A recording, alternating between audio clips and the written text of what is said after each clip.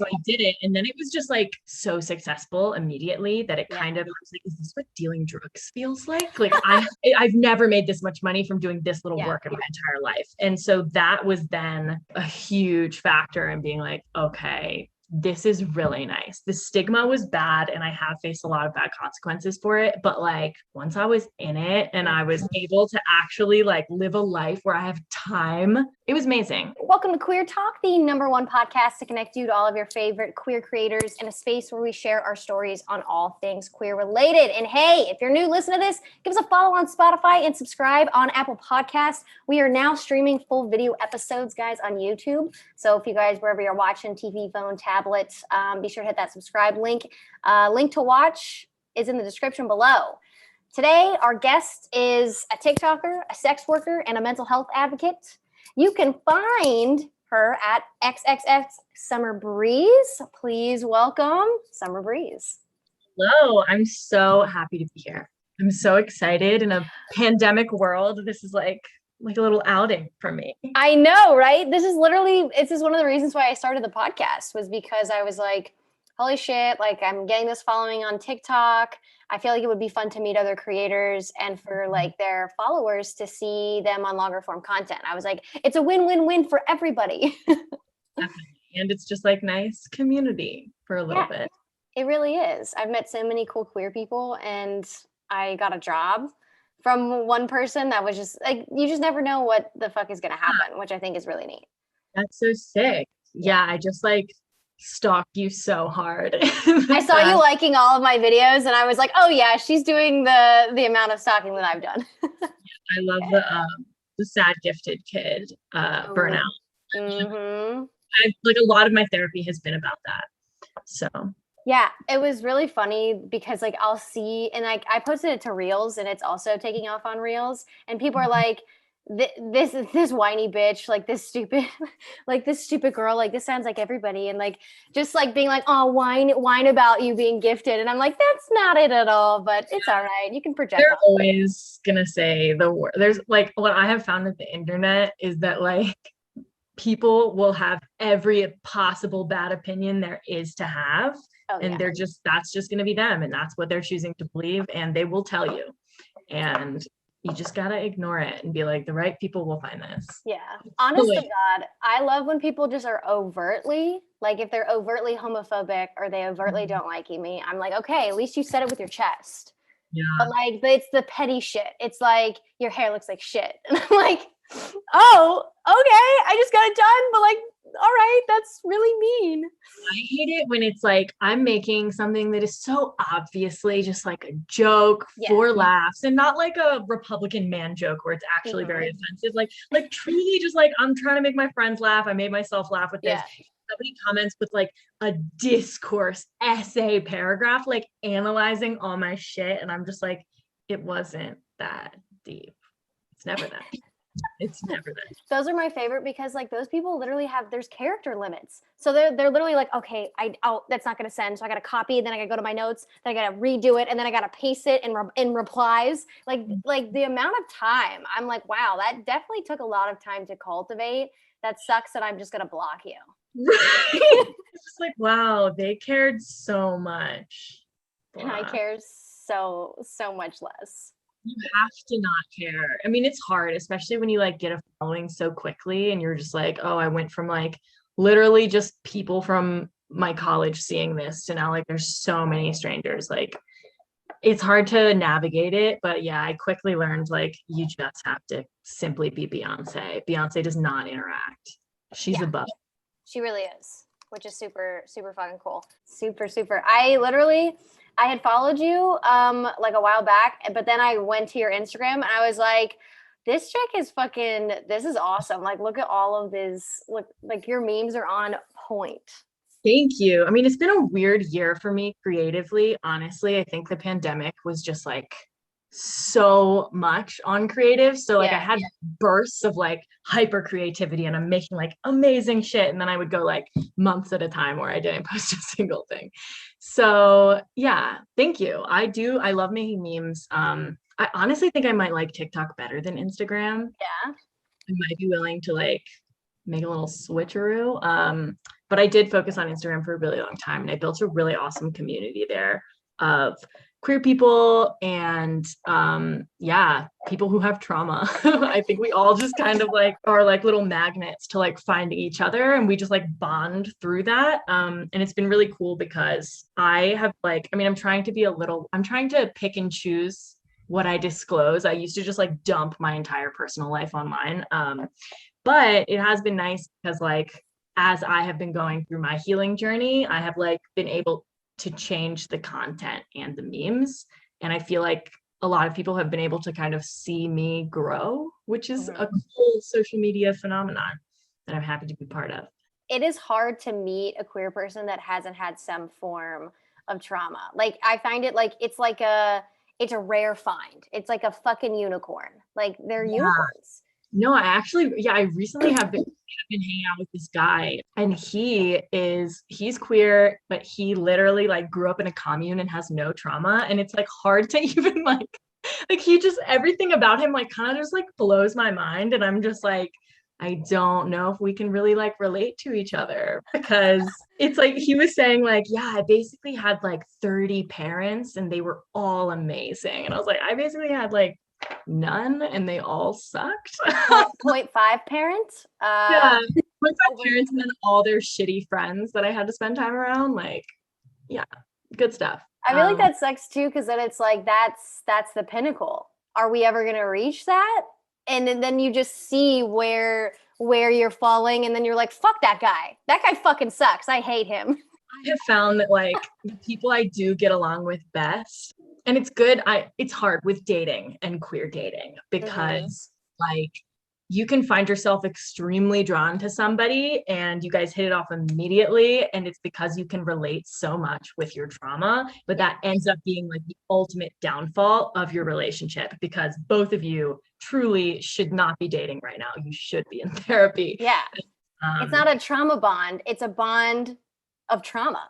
That's the difference. Trauma bond is like the people you got fucked up with. So like me and my siblings are like the most beautiful trauma bond. Like love that for us. And then all my friends, as we're talking, we'll find like, wow, we really had similar. And it's nice to know you're not alone, but it's also like a challenge because both of you are going to probably have communication issues. Both of 100%. You are going to have self-worth issues. Like, I think the whole queer community would be so much better off in all of our dating and all of our friendships, in like even online discourse, if we all truly took the time and had the resources to like to love ourselves. Because like arguing online like about stuff that is, it's queer infighting and it's just displaced anger. And it's like, you're mad at your parents. You're not mad at me, a stranger online. Like, let's unpack this, and then come and regroup once we've learned. I think it is really interesting to see people, and like, and I don't think I've ever said, I've never just had that been like, oh, I'm gonna send like something shitty. I've never had that. I've definitely been like a warrior where someone gets fucking, like shit on, and I'm like, fuck, I'm going into action. I'm activated. And then I end up picking the wrong side, and then shit happens because I'm like emotional about it, and I'm like, oh, sorry. There was literally one. There was like a recent thing that happened, and I had a miscommunication with this person, this queer person. I didn't know that they were queer. I thought they were on the other side, and so I completely misread. And then she literally, they messaged me on Instagram, and they were like, hey, I'm so sorry. I think we were on the same page. I was like, yeah, I think we're on the same page too. I just got super hyped and I'm so sorry. And now we're friends. Love that. That's what we need more of, I think. And I do see it happening like more often than not, which is just like recognizing that like, yo, all of us have similar experiences, which make us like very reactive, very quick to get upset. Like our feelings are just so intense. And so I think we just need a policy of like, obviously there should be accountability. 100%. I'm not saying there shouldn't be accountability, but like everyone I think is able to change. Everyone makes mistakes. We're all constantly making the exact same mistakes as each other. Like we just need more of a like, oh, yo, my bad. Sorry. Like, let's And that's the thing, like it is hard when and it's just communication over text in general. It can be so like you can completely miss the point. And especially if you're like emotional about something. And that's not something I was usually able to do, but like with my platform, I'm like, okay, I need to use this. Like there's things that are happening. I'm going to make sure that I hold creators accountable because I am a creator. Even I'm a small one. I pack a fucking punch and I'm going to use it. And I'm going to make sure that shit doesn't happen. Big brother, let's go. I just got to pick the right side. Yeah, you need to. It's like all about nuance and research. I feel like online though, it can be so easy, especially when you're like gunning for your friends, because then you're just like, I don't even care. I'm the like their attack dog. You know, I've definitely been. I got you. I have. Here's my wing. You're under my wing. Exactly. I have gotten myself into arguments that like weren't even mine. I was just defending my friend, and then later I was like, Summer, you need to just maybe calm it down a little bit. I'm trying to be less reactive, and I'm trying to like, at least every time I respond to something, I want to be in a calm place when I do that. Because otherwise, like, who knows what we'll say. Gays are notorious for being like really funny but really mean at the same time. Oh yeah. Or like saying something that like is a backhanded compliment. I wasn't just talking. I was on a first date with someone and they were talking about their gay best friend. And she was saying, like, she's not like, all into fashion and stuff like that. And, she was just in like comfy clothes or whatever. And he walks in and he goes, "Oh, so you're going to be comfortable today?" You know what I mean? And she was like, "Oh my God." And I was like, see, it's making comfortability and making it mean. Like you just I feel like a lot of times we're so used to external validation as well, and using our humor as our coping mechanism and our armor, that sometimes, at least I have found that I have like not been able to see that like just because something's funny doesn't mean it's not mean. And like just because something is like totally, it's smart, it's witty, it's hilarious, doesn't mean it's necessarily the right thing to say at that time to that person. So we're growing, we're learning. It's weird to learn online with an audience, but it definitely is like trial by fire. Oh yeah, 100%. And I feel like that's a good segue into this. I wanted to know a little bit about your background and how you got into sex work, like, because I feel like the online community, and I'll probably ask this question later, but like you get to see people in some of their most vulnerable states, which I find really fascinating. Like you probably, like your clientele gets like, I'm sure you get messages from your clientele that like they wouldn't even say to like their husband, wife, partner. And I find that super fascinating. I feel like sex work industries and sex workers get to see people, their deepest, darkest desires and fantasies and stuff like that. Like, tell me a little bit about that, because that's super fascinating. Of course. So I and I hate that like there's so much stigma around sex work in society that like that always is a factor. If it wasn't a factor, like, I mean, I love it.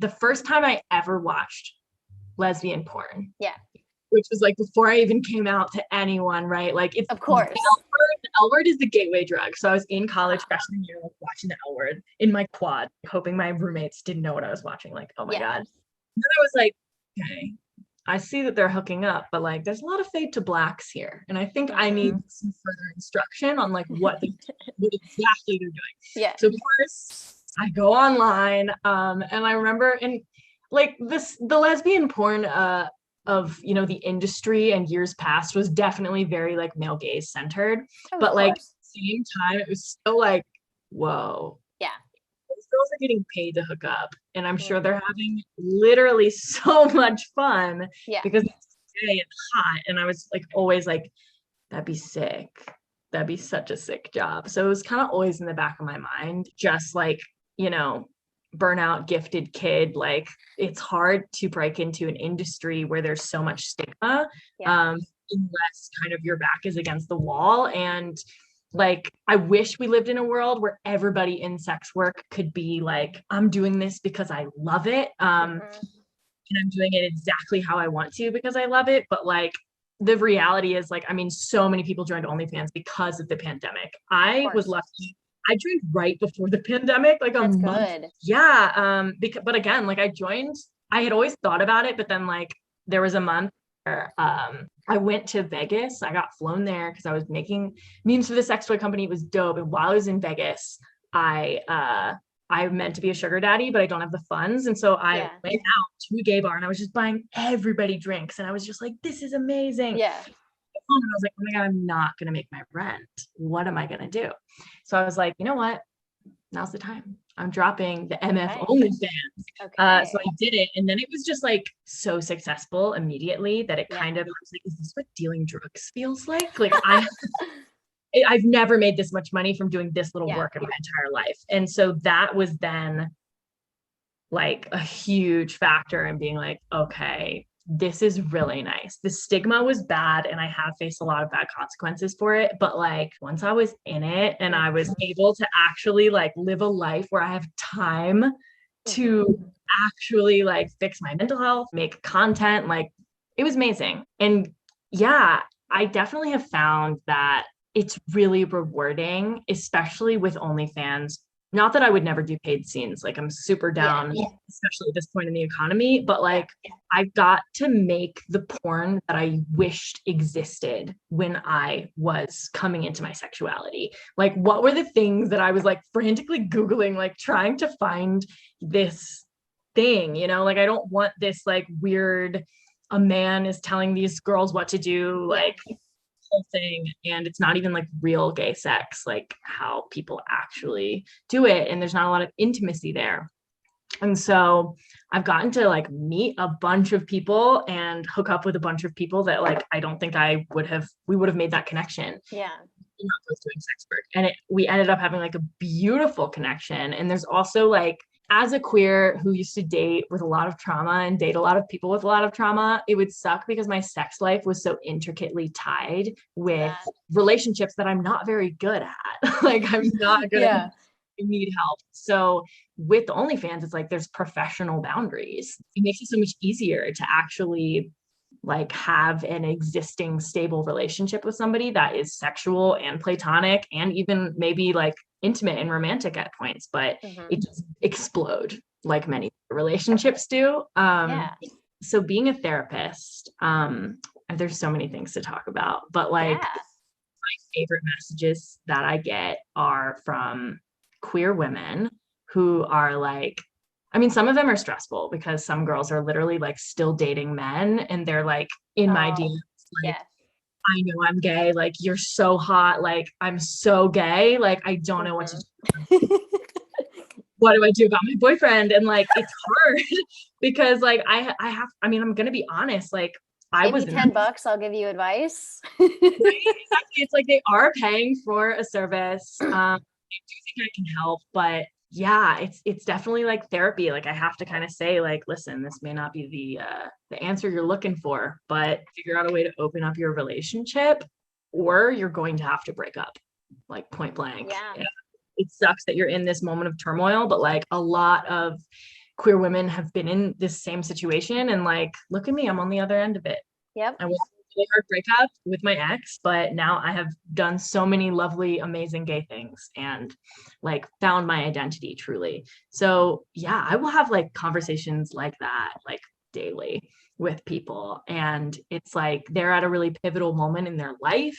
They need someone for support, especially in the pandemic. Like I kind of said, like, they have to pay for like sexting and other things, but if they want to, I'm there. So I've had a lot of people just like really sad and really like in dark places emotionally. And they just frankly want to be like heard and validated for things that like, they don't want to go to their friends about. They feel like they've seen their friends too many times. They're like annoying, their friends. And I totally relate to that feeling of being like, am I too much? Even though it's transactional, it's like, no, I'm actually going to be there for you. I will respond to you. And a lot of the time, I mean, like therapy is transactional, you know, like and no one says anything about that. So I don't have a problem with the fact that it's transactional either. But I think it is really fascinating, back to like the vulnerability. Like obviously like they feel vulnerable enough to talk about those things for you. And I also think it's really interesting because like I feel like like straight women who present as women and assign themselves as women, I feel like they don't get those type of messages in their DMs. Like they're not like those sex workers aren't getting that kind of stuff. Like they might get that from some men, but like I feel like it is a more intimate experience. You know, if that's a correct assumption, being a queer sex worker, because you're getting people who you're showing that intimacy. You're not just showing just the physicality of it. I mean, I do know that sex work in general, like people, especially if you have an ongoing client, like they will really tell you all about their deepest fears and stuff like that. But like, yeah, I have a lot of men too, because I am non-binary and I do like both masc and femme looks. Mhm. The majority of the men who are into my page are like bisexual or questioning their sexuality.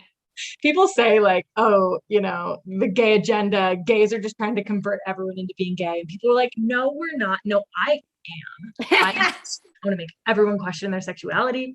And yeah, I posted like a video where I like had a strap on and I was like, jacking it. I don't know what protocol is for the podcast, but say whatever the fuck you want. It's all good. I was just jacking the strap, as one does. And yeah, a guy commented like, I have discovered something new about myself today. It feels good to like open your mind in that way. And then I have, a lot of men who will come to me like as their femme side, like their femboy side, which, a lot of people don't get to see. And that makes me, I don't know, I feel hopeful for the world. I feel like a lot of people, when they think about like what it's like to have an OnlyFans, they're like, oh, that must suck. You probably have people being like super rude and creepy in your DMs. Like, I'd say most people who like pay to subscribe to an OnlyFans like are very kind and, professional. And it's really not our customers that are the issue. It's just other people and the assumptions that they have. If you're already at the point where you're like paying for porn, you're probably like kind of more on the end of like the woke spectrum. Yeah. That's awesome. And I feel like a lot of people, I mean, I'm new to that. I had no idea. You don't think that it's going to be the reverse, but I feel like it makes sense because, you're being conscious and you're paying for your porn, right? So you're being conscious, you're paying for a service like you would anything else, which is just more conscious and better for the industry. Yeah. And they're already in the process of like discovering their kinks and, actually integrating their, I don't know, like porn is part of your sex life. And I feel like there's so much shame around it a lot of the time that like some people never even look, even if it's, or they'll be like, oh, I'm just not, it'd be wrong for me to get off to that. But it's like, no, it's fantasy, it'd be wrong for you to go out in the real world maybe and like do some of the things that are, not consensually agreed upon in porn, but like to actually give yourself that acceptance of like, no, this part of me is okay. Like everyone has sexuality. It's a huge part of human existence. It's literally how people exist. Is through this process. And everybody deserves pleasure. I think pleasure is like really a divine thing because you're like an orgasm is literally like, you're like transcending reality in that moment. You're literally like, I am just feeling the best feeling in the world. Yeah. And there's nothing that should ever be shamed about that. Like from patriarchy and like Christianity and like, no, you're not allowed to be happy. You're a sinner. You're always a sinner. And it's like, no, we're only here for a little bit of time. We might as well make the best of it as long as we aren't hurting anybody. Yeah.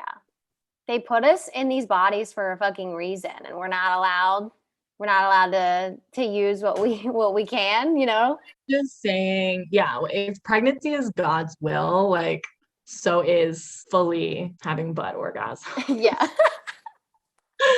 But again, no, that's just a Republican talking point.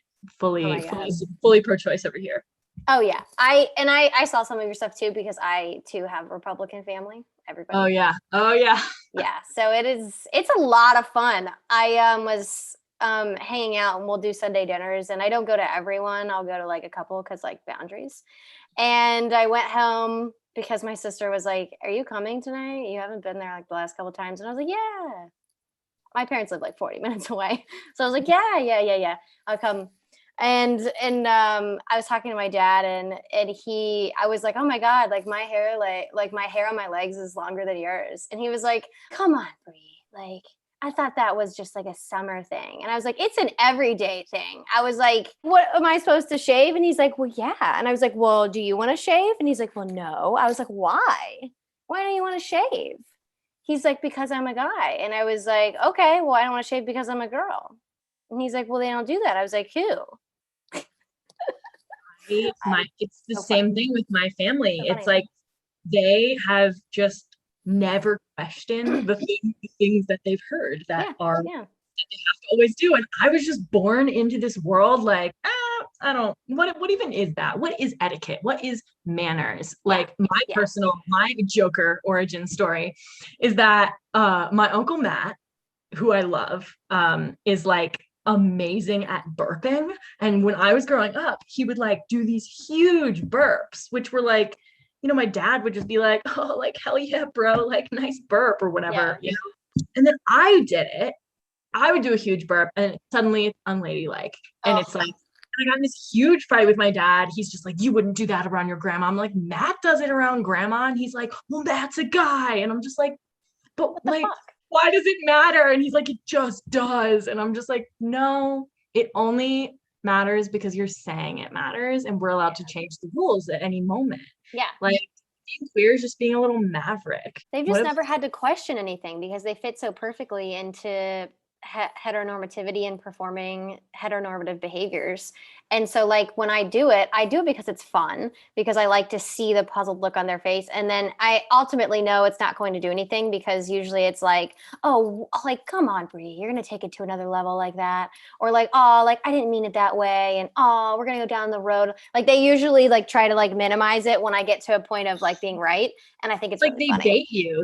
It's like they bait you. They start the conversation. And then once you start making points, it's like, Yeah. "Whoa, why do we have to do this?" And it's like, I'm like, "You said you started it." yeah, I mean, I have a lot of theories. I've spent like my whole life just like trying to analyze like why these people are this way. And I honestly, truly, once it clicked for me that like they're just so repressed. Like, I don't think there are more gay people now. I just think there are more people who are accepting enough and brave enough to come to Yeah. terms with that part of themselves. And so I think like when you spent your whole life unconsciously running from the possibility that like you're more feminine of a man than you ever realized, or Yeah. you may be a little bit gay, like we're all Yeah. A little bit. gay. So for the amount of boomers who are still fully like never even went down, yeah, they don't want to go down this road. Well, I want them to go down their road. Like, Yeah. please, there's the skeletons in your closet, and then maybe you won't be so reactive Yeah. and have so much to say about like tiny things about me that don't quite fit in Yeah. the gender or sexuality binary. Oh yeah. So Yeah. I think it's like, and I think queer people in general are more woke just because we have to be. We have to deal with these thoughts that we've been repressing that aren't typical or normal, which they are typical and normal, just less so than heteronormative stuff. And you have to deal with all of this shit at a young age a lot of the times, or when you're older and you already have all of these like beliefs and values, and then you have those conflict against this. There's just so much shit that goes on. Like, you can't it's really hard to be a queer person and not have trauma, like unless you just had like just super progressive liberal parents. Maybe they were gay, maybe they weren't. Maybe you live in California. You know what I mean? Maybe you like had your parents had access to therapy and they were able and willing to go. Like, there's just like so many factors that go into it, or you live on a fucking commune and you just like have no problems. it's already so hard as a queer person to accept yourself. Mhm. It takes years and years. Like, you had a TikTok that was like, you thought everything was going to be better once you came out of the closet, and Yeah. then it was the one from Step Brothers, and then it was like internalized baby, like, "I Yes. didn't lie, I just lowered my heart rate." That Yeah. made me laugh. Yes. Like, there's always new things that you have to say about yourself. And then on top of that, your family is constantly questioning and like asking you to validate yourself and explain yourself. Yeah. I don't, my family, because for so long, I was so good at playing the game. Like, I very much, since I was a child, they were just like, Summer's a pretty princess. Summer's a pretty princess, and she's going to be our famous little pretty princess. And, Yeah. be like, your hair is so beautiful, never cut it. Here are these dresses, are beautiful. Like, I was like a little doll. I realized that early on, and I started to like beat myself up for my masculinity, and I made myself fit in Yeah. so well. Like, I'm pictures of me in high school. I'm like, oh my God, who is that? Like, it made my family think that was the real me. And only now that I'm discovering myself and realizing who I am, and like that's obviously resulted in me changing a lot about, how I dress, how I interact with people. And so they think this new me is like a phase and not real. And I'm like, no, like it's literally opposite. But I think that happens with a lot of queer people. It's definitely super traumatic to have to be like policing yourself so much in Yeah. I feel like I lived a double life, and I was just performing all the time. And Performing everything. Mhm. Like, I feel like I feel like this is like a crazy comparison. I just thought of this, like, it just kind of an aha moment. So I was on like documentary TikTok, and I was watching like psychopath interviews and shit like that. And they talk about how they perform, right? They're performing emotions, they're performing, and they're watching other people to try and like be like them so they don't look so fucking crazy and scary and like reptilian. And I was watching something where they had talked about like this, it should be super simple for, a person to say like, what is love? Can you, point it, give some example for love? And like, the psychopath was like kind of silent for like 5 seconds before he like answered. And it's like, well, you shouldn't have to have 5 seconds and all of that.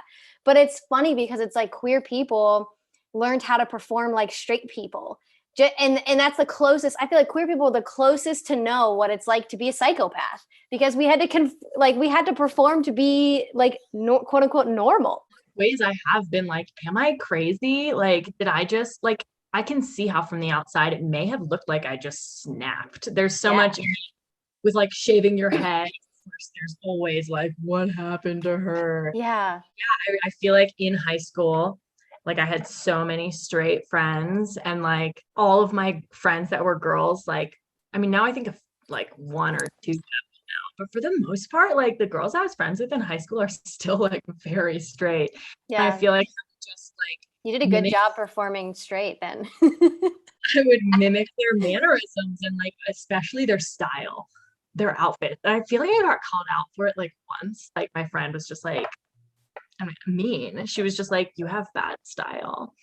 And now that I'm queer, I'm like, I love my style. I think I have like best styles, but it's because like the real style that I needed to be doing was so massively different. But yeah, very happy. It's such a weird thing when like you get more distant from your family at the same time as you get closer to yourself. I think it's like so interesting too, like growing up, like I just thought it was like a self-esteem thing. Cause when you're in middle school, like everyone's self-conscious and worried about what other people think and stuff like that. And that's like a general thing. But I think queer people on top of that not only have that, which is just normal part of growing up in adolescence and stuff like that, but it's also just, you're like, oh, I have to like have this boyfriend because like my friends have boyfriends and they're kissing boys, and I have to do that too to like fit in.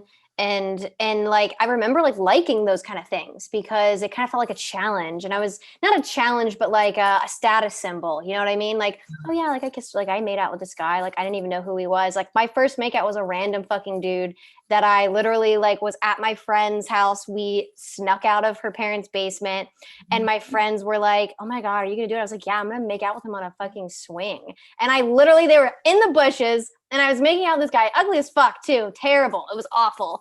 And I straddled him on the swing. This was like 8th grade, and made out with him performing for my friends who were like, oh my God, And I was like, yeah, just another day. That's so funny. Yeah, my first makeout was definitely forced. Not like in a rapey way, and more like like my friend was like, Summer, if you don't make out with him right now, I swear to God. And I was just like, okay, yeah, like I'm gonna do it. Hey, yeah, of course. It's on my list of things to do. Okay. Yeah, I'm totally. I mean, I don't know. I have struggled because I am one of those. I I am attracted to men in such specific contexts of which I fully don't know like why. Anytime I'm attracted to a man, it's like, whoa, I actually am attracted to this person. Yeah. It makes sense, and it can be very fleeting. So there were definitely times where I was like into it. So I think those times made it harder for me to like explore my sexuality until later in life, because I was like, no, I'm good. Like I like guys. Yeah. Yeah. Even though I'm like horrible and I've broken up with literally all of them and I'm like a serial dater and it's literally like doesn't mean anything to me. Like, yeah, no, this is fine. Of course, the first time I was like in a queer relationship, it's like, wait, Yeah. I have to deal with all these feelings. So yeah, but yeah, first makeout, after a Navy game. I'm from Annapolis, Maryland. Okay. So that's where Naval Academy is. So we were at a Navy game, walking in the woods back to her house. There are two guys with us, and she's just like, you need to make out with him right now. You need to do it. And I was So just much like, peer pressure. I was just like, okay, yeah, right in front of you. Sure. You terrify me and excite me at the same time. More of a crush.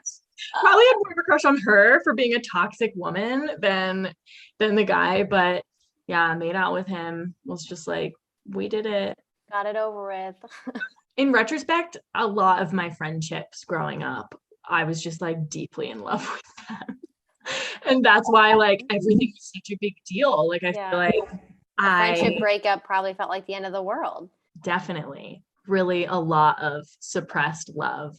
There's even like some friends who I'm like, I will reach out to them. like apologize and say like, sorry, I was actually in love with you. Sorry, I'm gay. Gay and didn't know it. And so my emotions probably made no sense at all. And that's that. But yeah, you're allowed to be, everyone's a mess. 100%. You're definitely allowed to be a mess. That's why also I think I love queer people, because yeah, like you were saying, when somebody has mental health advocate, you just automatically like them. It's like queer people are wearing their problems on their sleeve. Like they're not like, oh, I'm perfect. I'm so like, everybody you meet is just like a dumpster fire, versus a lot of the straight people that we just like grew up with. You got a little bit of Scorp in you. I feel like you got some Scorpio in you. I actually processing. Yeah, no, I don't have Scorpio. No. I think I have a little, but I'm mainly, I mean, the room, I'm a Virgo. Okay. I'm a Virgo sun, Leo moon, which I have found that so many sex workers are Leo moons. It's so funny. I honestly was thinking Leo or Aquarius for like your sun sign. And I was like, she's not a Scorpio, but she might have some in her. Cause you were like, I have to process everything. And I was like, that's fucking me. I got to process it all. Are you Scorpio? I am a Libra, but I have a Scorpio moon. And then I have like Scorpio in like 4 other placements. Nice. Wow. Yeah. I have a Virgo stellium. So I'm very Virgo. I think Virgo honestly is a lot of processing that people don't think about, because we're just so analytical. Yeah. So it's like, I'm very emotional. Leo, like so drama. And then my Virgo sun is like, I need to analyze exactly why I'm having all these emotions. And then I'm a Sagittarius rising. So that's why, I've moved a bunch of times. This is my 3rd city in maybe 4 years. So yeah, I'm in Denver now. Denver's the shit. Have you ever been to their vampire ball? Like no, I moved here in the pandemic. So there's like so many things I haven't done. Holy shit. I've made some queer community, I think, but I haven't been able to go to a gay bar like the whole time I've lived in the pandemic. Before that, I lived in New York City. So that's where I really like, got out of the hometown, like started being gay, there you go. Shaved my head, but in the end, I visited here and I was just like, I love it there. and I just like moved on. Denver's So the shit. But like I was there for just a random vacation. I was at a hostel and they were doing like a intro for this vampire ball. So it's this entire like underground subculture and it's like cosplay mixed with it's like cosplay with kink and Halloween. Like that's like the vibe. And I'm like, okay, I would like you would love it. I like stumbled upon it and everyone was in costume. So like, you know, you had like Docubus, Succubus, Incubus. There was like someone dressed up as Captain Hook. You just had a lot of like there was like 5 Marie Antoinettes at the vampire ball. Like just like five of them. Like 5 Marie Antoinettes. I'm obsessed and I wish I had more money, but don't we all? But I want to be able to afford like men's clothes from like the 18th century. Yeah. Like I love the look. I love like old prince outfits. Like I want like, you know, fucking coat or cloak with like ruffles and like the thing. Like I just think it's so hot. And also, but it's like very expensive. Oh, I've been watching Dickinson, which is Emily Dickinson's life. It's on Apple TV and it's like Great Gatsby, where like it's like new mixed with old. And it's so fucking amazing. Like it has some great actors in it, but like I love 19th century like menswear and early like 20th century, like the 1920s. I'm obsessed. I live in a 1918 style house. Like I'm obsessed with it. And watching it, I was like, they have like the cravats, which I think are like fucking cool. It's like they're called cravats, but like they're kind of like scarves. And I was like that, and just with the vest and the pocket watch. I'm obsessed with pocket watches. Dude, with my pocket watch and my cigar, that's the vibe, honestly. Yeah.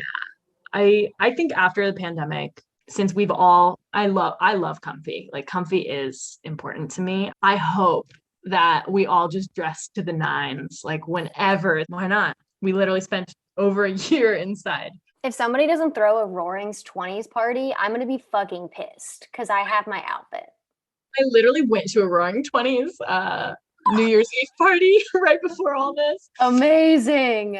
It was hot. And then literally 2 months later, not very Roaring 20s. Yeah. More like Spanish influenza right before the 20s. That we will have a Roaring 20s after the Spanish influenza. They say that we will. They say that it'll be similar to that. Like it'll usher in like that. And I mean, I guess I'm like, I don't know if I consider a generation because I'm 26, but like people who are young, still young that had to deal with something like that and they're coming out of it questioning everything, you know? And so many people have come out as gay. Like I think everyone has like started to realize because they've had time to like think and to not be a part of capitalism and any other oppressive things. And they're like sitting with their thoughts like, what do I want to do with my life? Who am I? And that's why the Roaring 20s happened, I think, because of war and shit like that. People had to be confronted with their demons. I personally, and I keep being like, it's such a weird period of time because I feel like so much time has passed and so little has passed. Yeah. Like I came out as non-binary and I'm like, Summer, that's a huge deal. Like, how did you forget that happened?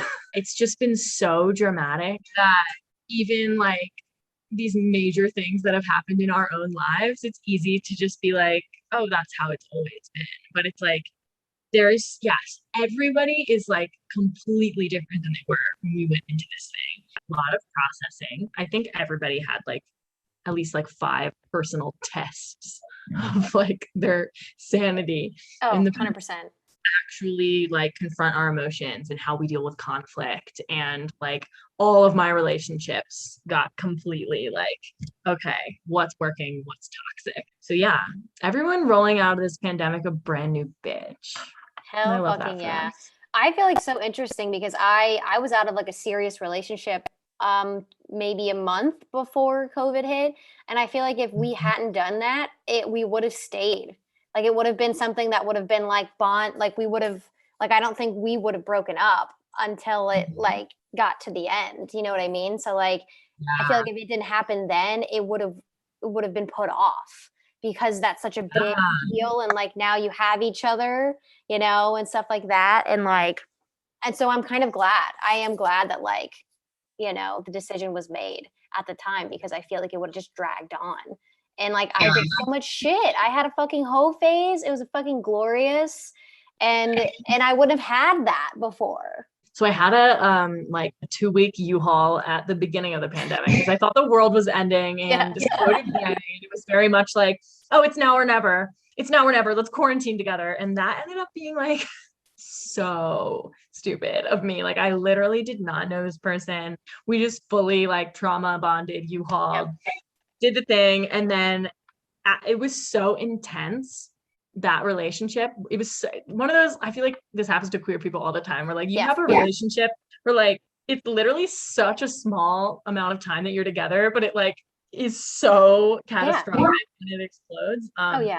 So that relationship was the very beginning of the pandemic, did not last long, and then spurred like the healing process I've been going through for the entire pandemic, because I like got a new therapist. With this therapist, I told her about this. She was like, what's the longest time you've ever been single? I was like, next question. Maybe like, how old was I in 6th grade? Maybe like 11 years.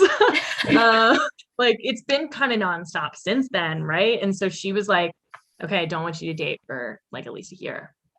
And I was kind of like, okay, I'm gonna have secrets from like not like FaceTime dates, or like first dates, or like actual dating. Can we still fuck on the first date? Like, what are the parameters? Exactly. But at first I was like, okay, I'm not gonna do that. But then as I started to go along, I was like, wait, I think this is actually the perfect time for me to do this, because first of all, online dating is really bad and really difficult. Sucks. And I've never done it. And when people like, I wasn't recovering from a substance, but I was still like, getting to know what it meant to have BPD and in recovery. And when you go into recovery for substance abuse, like you're not allowed to date for a year, because you're supposed to take that year. And so I was like, you know what? Like, I'm gonna do it. And luckily, like, I'm not a saint. Like, my job is making porn. So like I did have some sex. Like, I had lots of sex. But it was like very much each of my collabs is like in a container of like, this is an OnlyFans collab. That allowed me to just like really get to know myself. And I feel like before this, I was like in back-to-back failed fucking phases. Situationship.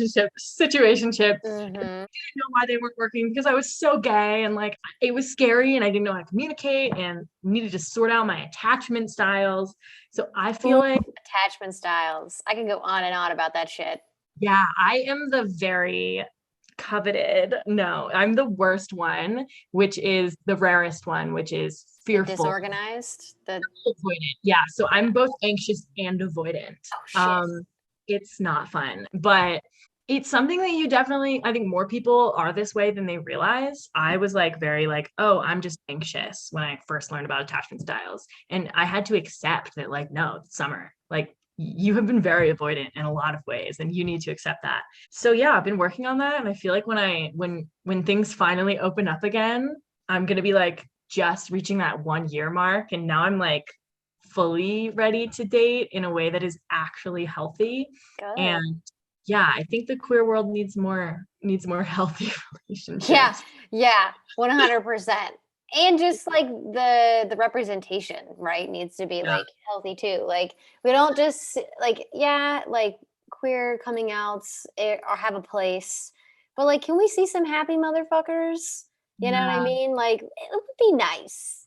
It would be nice.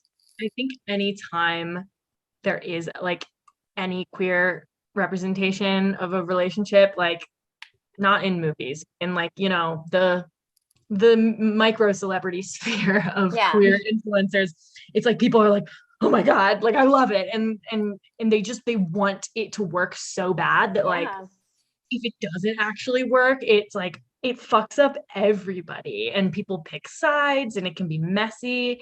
And like, it just goes to show that it's just because we're like so starved for a story that works.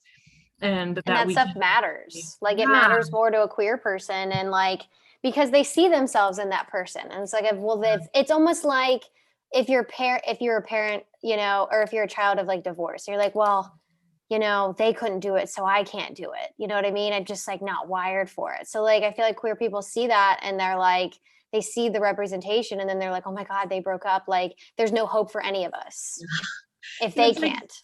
No, that's not true. Those people were just a little too traumatized, and everybody, especially because we were like denied these relationships for all of our growing up and being in compulsory heterosexuality.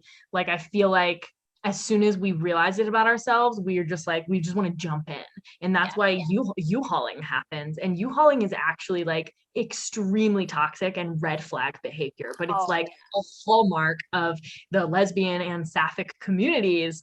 And it's like, let's examine that, because we shouldn't be jumping in like this. That shows like a desperation for love, as opposed to like having love because you have space for it and you're willing to share now. True. And not just being codependent. So codependency hits hard in the queer community. If you haven't had a codependent relationship, I mean, I don't know if we can be friends, because that's just a pillar. If your first serious relationship, you weren't codependent, you didn't trauma bond, you didn't just enmesh into someone else to where you forgot who you were, then I don't know.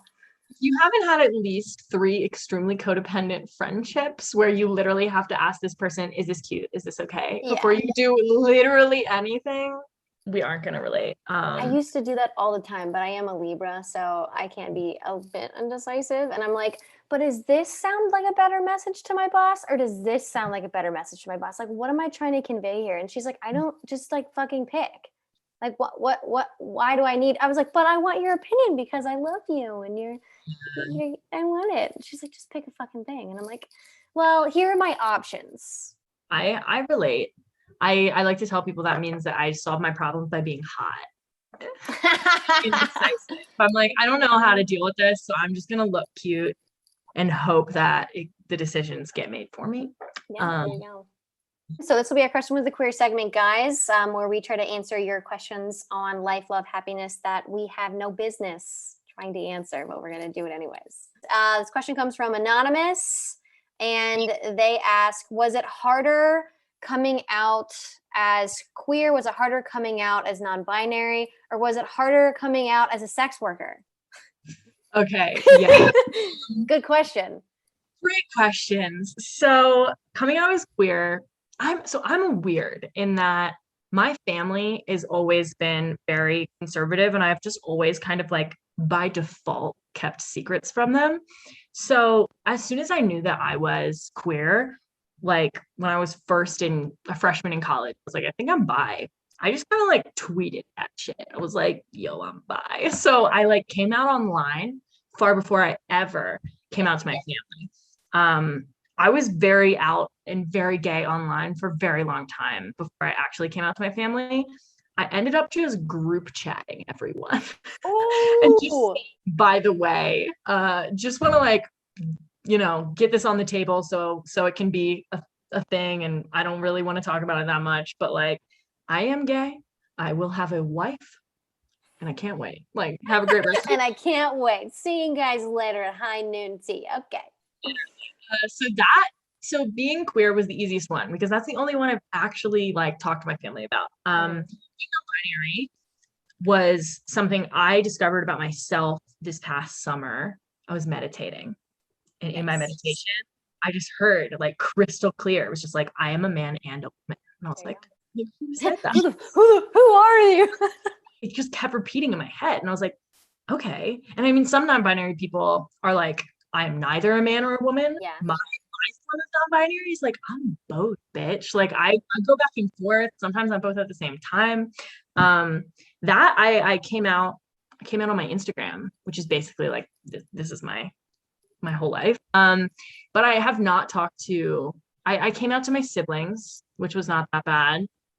I have not talked to my parents about it or my family because I'm a strong believer that like the onus should not be on the person who's possibly putting themselves out there, and the onus should not be on the oppressed person to like ask for validation, especially if that process might put them in harm's way. I have like heard a lot of people in my family be transphobic many times. I'm not saying it's a conversation that will never happen, but like I'm fully cool with just like being myself and living my life and not necessarily like having conversations with people who are like determined to misunderstand you, because that's boundaries. Yep. Exactly. Being a sex worker is 100% more stigmatized, I believe, than being non-binary or being queer, because it's just like a realm that not a lot of visibility has happened with. And like even like super progressive people who are like all on board with, you know, canceling transphobia and homophobia will be like very phobic against sex workers. I've had like friends' parents find out about it and be like, you can't hang out with her anymore.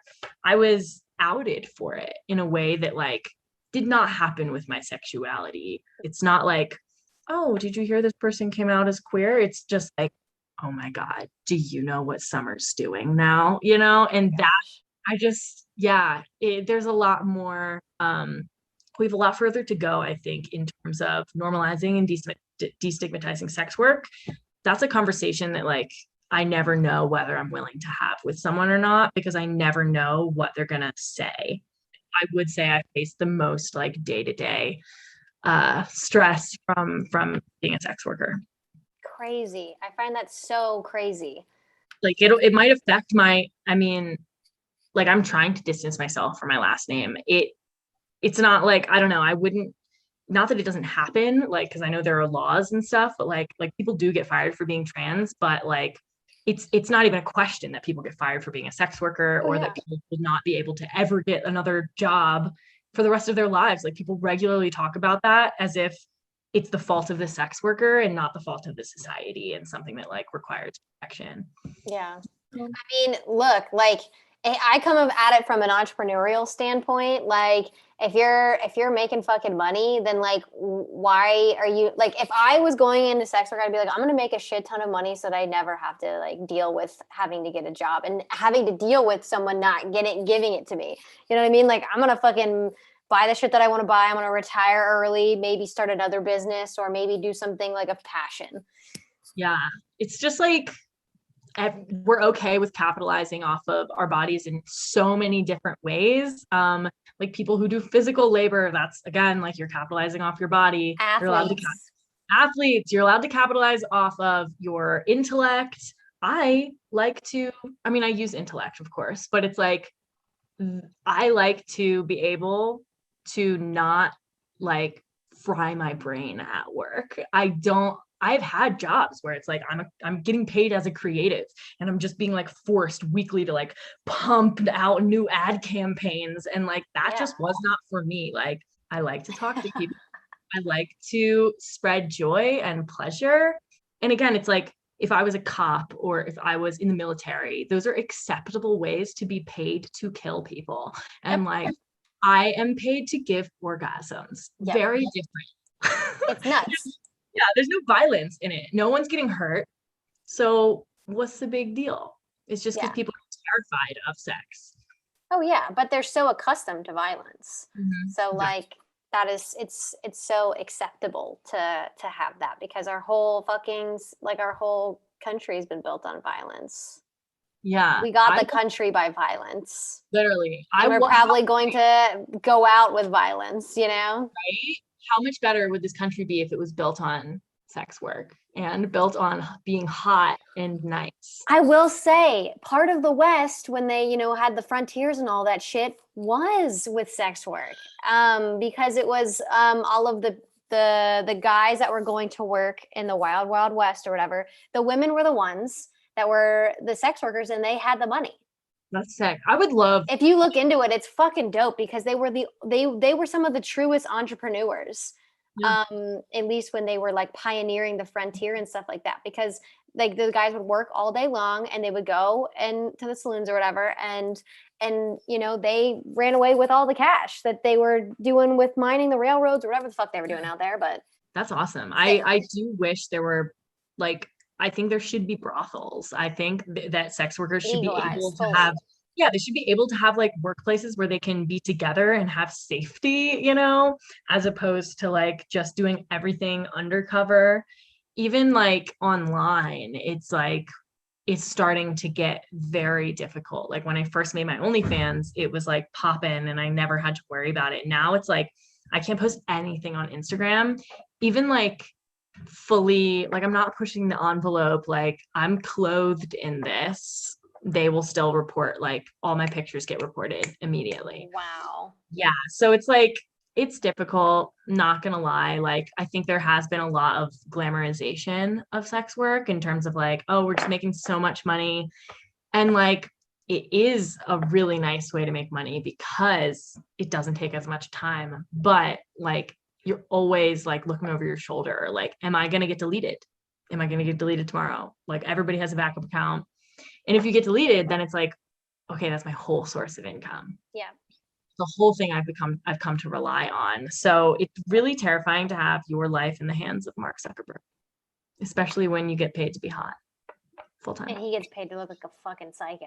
He gets paid to drink water incorrectly. Ew. He looked like a normal human being, and now he looks like the fucking lizard king. I Swear to truly God. believe he is reptilian. I think they all are. Mitch McConnell, like he's a turtle, but he's a turtle. Okay, He's a amphibian. crustacean. I think of him as like Mr. Krabs. He's fucking Yeah, Mr. Krabs. that's very true. Yeah. Jeff Bezos, very gecko-y, very lizard man. Ew, yeah. And it's just because like they are incels. They are just incels with a lot of power.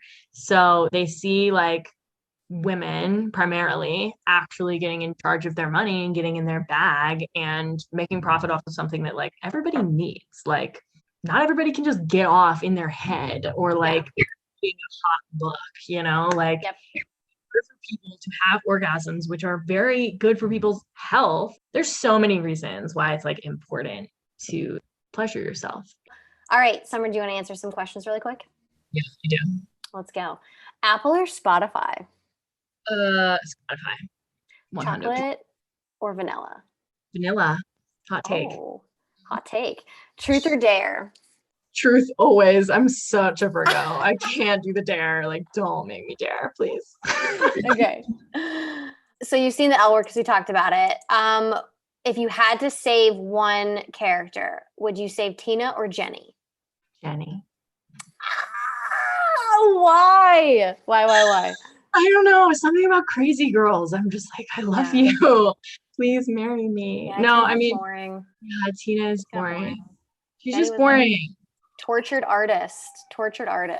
Deep down. Mm-hmm. Do you tie your drawstring hoodies? Yes or no? No. I just go like, Straight up. Cake or cookies? cookies, Jean jackets or flannels? flannels. Woohoo. Giving presents or getting presents? Can I choose both? Yeah. They're both really good. They really are good. It is. Last question. Favorite queer movie of all time? I don't know, maybe like Rocky Horror Picture Show. Okay. I mean, definitely some problematic bits in that, but like, I love a good camp. I do. I was a theater gay Yeah. in high school, so I just think it's a perfect film, and it's very gay and nice. There you go. That's awesome. Well, thank you so much for being on this podcast, Summer. If you want to check out more about Summer, you can find them at XXX Summer Breeze. And as always, you can find me on all platforms at Brie Logan. If you guys enjoyed this episode, please subscribe where you are listening or viewing, and check out our full video episodes on YouTube with the link below. That's it for this episode, my queers. Be you, be queer, stay safe, and we will see you on the next episode.